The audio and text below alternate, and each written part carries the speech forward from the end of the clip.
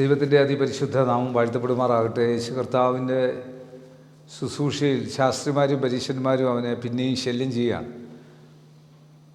വിശുദ്ധ മത്തായി എഴുതിയ സുവിശേഷം 16-ാം അധ്യായത്തിൻ്റെ 1 മുതൽ 12 വരെയുള്ള വാക്യങ്ങൾ വായിക്കുമ്പോൾ, അനന്തരം പരീശന്മാരും സദൂക്യരും അടുക്ക വന്ന് ആകാശത്തു നിന്ന് ഒരു അടയാളം കാണിച്ചു തരണമെന്ന് അവനെ പരീക്ഷ ചോദിച്ചു. അവരോട് അവൻ ഉത്തരം പറഞ്ഞത്, സന്ധ്യാസമയത്ത് ആകാശം ചുവന്ന് കണ്ടാൽ നല്ല തെളിവാകുമെന്നും രാവിലെ ആകാശം മൂടി ചുവന്ന് കണ്ടാൽ ഇന്ന് മഴക്കോൾ ഉണ്ടാകുമെന്നും നിങ്ങൾ പറയുന്നു. ആകാശത്തിൻ്റെ ഭാവം വിവേചിപ്പാൻ നിങ്ങൾ അറിയുന്നു, എന്നാൽ കാലലക്ഷണങ്ങളെ വിവേചിപ്പാൻ കഴിയില്ലയോ? ദോഷവും വ്യഭിചാരമുള്ള തലമുറ അടയാളം തിരയുന്നു. യോനയുടെ അടയാളമല്ലാതെ അതിന് അടയാളം ലഭിക്കുകയില്ല. പിന്നെ അവരെ വിട്ടുപോയി. ശിഷ്യന്മാർ അക്കരെ പോകുമ്പോൾ അപ്പമെടുപ്പാൻ മറന്നുപോയി. എന്നാൽ യേശു അവരോട്, നോക്കുവിൻ, പരീശന്മാരുടെയും സദൂക്യരുടെയും പുളിച്ച മാവ് സൂക്ഷിച്ചുകൊള്ളുവിൻ എന്ന് പറഞ്ഞു. അപ്പം കൊണ്ടുപോരായിയാൽ ആയിരിക്കും എന്ന് അവർ തമ്മിൽ പറഞ്ഞു. അതറിഞ്ഞിട്ട് യേശു പറഞ്ഞത്, അല്പവിശ്വാസികളെ, അപ്പം കൊണ്ടറിവായാൽ തമ്മിൽ പറയുന്നത് എന്ത്? ഇപ്പോഴും നിങ്ങൾ തിരിച്ചറിയുന്നില്ലയോ? 5000 പേർക്ക് 5 അപ്പം കൊടുത്തിട്ട് എത്ര കൊട്ട എടുത്തുവെന്നും 4000 പേർക്ക് 7 അപ്പം കൊടുത്തിട്ട് എത്ര വട്ടി എടുത്തുവെന്നും ഓർക്കുന്നില്ലയോ? പരീശന്മാരുടെയും സദൂക്യരുടെയും പുളിച്ച മാവ് സൂക്ഷിച്ചു വെച്ചുകൊള്ളണം എന്ന് പറഞ്ഞത് അപ്പത്തെക്കുറിച്ചല്ല എന്ന് തിരിച്ചറിയാത്തത് എന്ത്? അങ്ങനെ അപ്പത്തിൻ്റെ പുളിച്ച മാവില്ല, പരീശന്മാരുടെയും സദൂക്യരുടെയും ഉപദേശമത്രേ സൂക്ഷിച്ചുകൊള്ളുവാൻ എന്ന് പറഞ്ഞു എന്ന് അവർ ഗ്രഹിച്ചില്ല.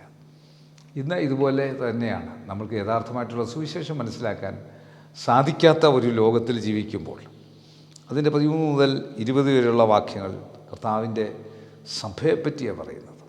യേശു ഫിലിപ്പിൻ്റെ കൈസരുടെ പ്രദേശത്തെത്തിയ ശേഷം തൻ്റെ ശിഷ്യന്മാരോട്, ജനങ്ങൾ മനുഷ്യപുത്രനെ ആരെന്ന് പറയുന്നു എന്ന് ചോദിച്ചു. ചിലർ യോഹന്നാൻ സ്നാപകനെന്നും മറ്റു ചിലർ ഏലിയാവെന്നും വേറെ ചിലർ യെരമ്യാവോ പ്രവാചകന്മാരിൽ ഒരുത്തനോ എന്നും പറയുന്നുവെന്ന് അവർ പറഞ്ഞു.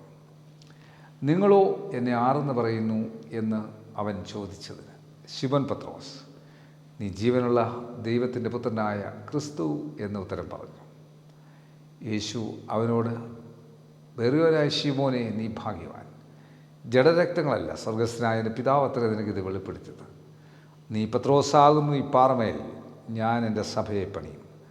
പാതാള ഗോപുരങ്ങൾ അതിനെ ജയിക്കുകയില്ല എന്ന് ഞാൻ നിന്നോട് പറയുന്നു. സ്വർഗരാജ്യത്തിൻ്റെ താക്കോൽ ഞാൻ നിനക്ക് തരും.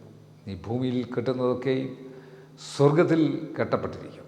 നീ ഭൂമിയിൽ അഴിക്കുന്നതൊക്കെയും സ്വർഗത്തിൽ അഴിഞ്ഞിരിക്കും എന്ന് ഉത്തരം പറഞ്ഞു. പിന്നെ താൻ ക്രിസ്തു ആവുന്നെന്ന് ആരോടും പറയാതിരിപ്പാൻ ശിഷ്യന്മാരോട് കൽപ്പിച്ചു. അന്നു മുതൽ യേശു താൻ യെരൂശലേമിൽ ചെന്നിട്ട് മൂപ്പന്മാർ, മഹോപുരോഹിതന്മാർ, ശാസ്ത്രിമാർ എന്നിവരാൽ പലതും സഹിച്ച് കൊല്ലപ്പെടുകയും 3-ാം നാൾ ഉയർത്തെഴുന്നേൽക്കുകയും വേണ്ടത് എന്ന് ശിഷ്യന്മാരോട് പ്രസ്താവിച്ചു തുടങ്ങി.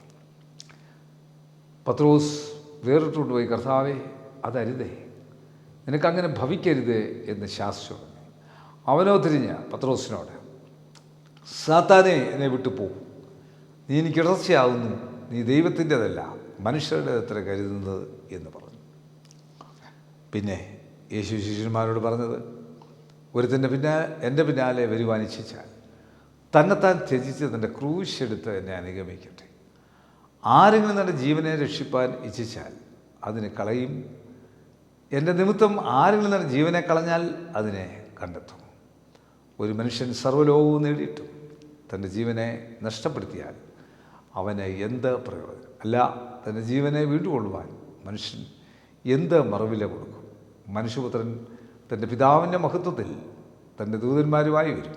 അപ്പോൾ അവർ ഓരോരുത്തരും അവനവൻ്റെ പ്രവൃത്തിക്ക് തക്കവണ്ണം പകരം നൽകും.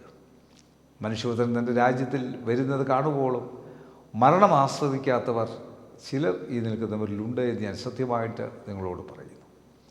കർത്താവായ യേശു കർത്താവിന് സംഭവിക്കാനുള്ള കാര്യങ്ങളും താൻ ഉദ്ദേശിക്കുന്ന ശിഷ്യത്വം, താൻ ഉദ്ദേശിക്കുന്ന സഭ എന്താണെന്നും പത്രോസിലൂടെ കൃത്യമായിട്ട് കാണുക. ആദ്യത്തെ പോപ്പായ പത്രോസിലൂടെ നമുക്കിത് കാണിച്ചു തരിക.